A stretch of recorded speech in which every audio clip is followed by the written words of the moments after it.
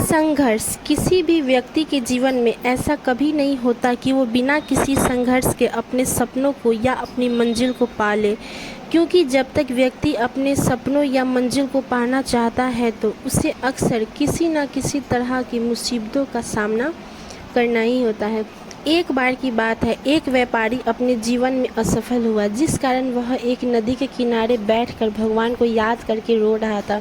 वह बार बार भगवान को याद करता रहा और अपनी असफलता का कारण पूछता। जब वह ऐसा कर रहा था, उस नदी से कुछ दूर एक महात्मा की कुटिया थी। वह अपनी कुटिया की ओर जा रहे थे, तभी उन्होंने उस व्यापारी को देखा और वो व्यापारी की व्याकुलता और निराश से भरी बातों को सुनकर सब समझ गए। महात्मा ने उस व्यापारी को पास बुलाया और बताया कि मैंने इस नदी से कुछ दूर एक जंगल में घास और बांस दोनों के बीज बोए थे। उन दोनों बीज की बहुत मेहनत से देखभाल की। पहले ही साल में घास तो हरी भरी हो गई, लेकिन बांस का बीज जैसा का तैसा ही रहा। लेकिन फिर भी मैंने दूसरे साल भी बांस के बीज की वैसी ही देखभाल की जैसे घास की, लेकिन दूसरे साल भी बांस का पेड़ नहीं विकसित हुआ।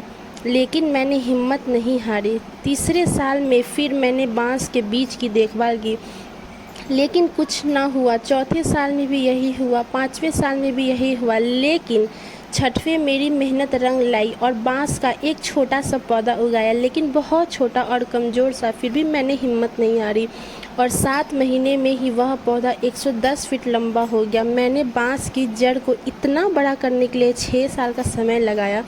इन 6 सालों में उसकी जड़ इतनी मजबूत हो गई कि 110 फीट ऊंचे बांस को संभल रही